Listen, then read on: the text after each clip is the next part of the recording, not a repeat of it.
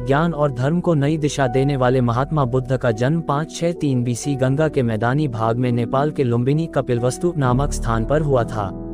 इस समय भारत को जम्बूद्वीप के नाम से जाना जाता था। बुद्ध का जन्म रोहिणी नदी के किनारे बसे शाक्य वंश में हुआ था। उनके पिता शुद्धोधन और माता माया देवी थीं।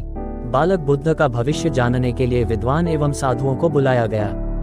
उन्होंने बताया कि यह बालक या तो चक्रवर्ती सम्राट होगा और पृथ्वी पर राज करेगा या बुद्ध होगा। समस्त जीवों के कल्याण के लिए इस बालक ने जन्म लिया है। स्वयं धर्मराज इस पृथ्वी पर अवतरित हुए हैं। यह गरीबों, दुखियों और असहायों को कष्टों से मुक्ति दिलाएगा। विद्वानों और ब्राह्मणों ने बालक का नाम सिद्धार्थ रखा, जिसका अर्थ है वह बालक जिसका जन्म सिद्धि प्राप्ति के लिए हुआ हो। बौद्धिक और आध्यात्मिक विषयों में सिद्धार्थ की बहुत रुचि थी। इनके गुरु विश्वामित्र ने इन्हें वेद और उपनिषदों की शिक्षा दी। राज्यसभा की बैठकों और सभाओं में उपस्थित होकर इन्होंने शासन कला की शिक्षा ली। सिद्धार्थ सभी बच्चों की तरह चंचल नहीं थे। उनका बाल स्वभाव उदासीन था। वह बचपन से ही वृक्ष के नीचे बैठकर दुनिया के रंग ढंग पर चिंतन किया करते थे। राजा शुद्धोधन को हमेशा सिद्धार्थ के गृहस्थ जीवन के त्याग की बात सताती थी। उन्होंने सिद्धार्थ को तमाम दुख दर्द कष्टों से दूर रखा। राजमहल में तमाम सुख सुविधाएं, भोग विलास की वस्तुएं सिद्धार्थ के लिए उपलब्ध कराई गई, ताकि सिद्धार्थ गृहस्थ जीवन का त्याग करके संन्यास न लें। 547 BC 16 वर्षीय सिद्धार्थ का विवाह राजकुमारी यशोधरा से हुआ। यह विवाह इसलिए किया गया ताकि सिद्धार्थ पारिवारिक मोहमाया में बंध जाएं और वो संन्यास ग्रहण न कर सके। परंतु सिद्धार्थ कभी भोग विलास की चीजों को अपने ऊपर हावी नहीं होने दिए। सिद्धार्थ अपनी पत्नी से ढेर सारी ज्ञान की बातें किया करते थे। उनका कहना था कि पूरे संसार में केवल स्त्री ही पुरुष के आत्मा को बांध सकती है। इसी बीच यशोधरा ने पुत्र राहुल को जन्म दिया। सिद्धार्थ महल में रहकर भी वह बाहरी दुनिया के बारे में चिंतन के कारण भोग विलास की चीजों का आनंद उन्हें फीका लगता था, तथा पारिवारिक मोह को कभी अपने लक्ष्य प्राप्ति के मध्य नहीं आने दिया। कभी कभार सिद्धार्थ महल के बाहर घूमने के लिए निकलते थे ताकि वो दुनिया देख सके।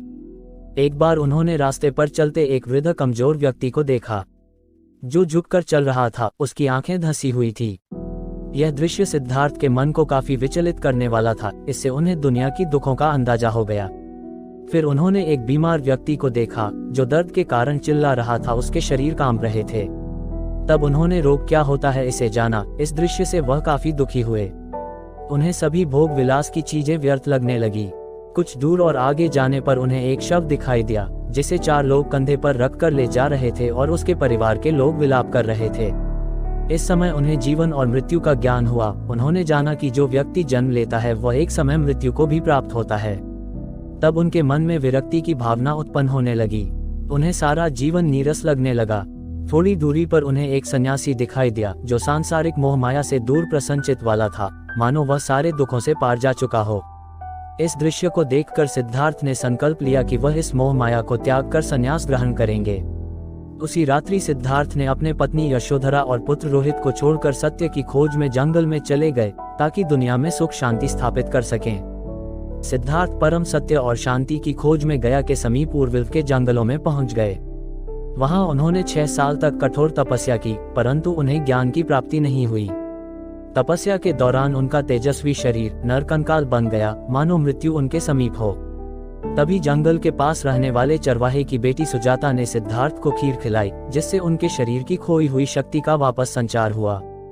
फिर सिद्धार्थ ने कठोर तपस्या का मार्ग त्यागने का निर्णय किया। 528 BC पूर्णिमा की रात 35 वर्षीय सिद्धार्थ को पीपल के पेड़ के नीचे ज्ञान की प्राप्ति हुई।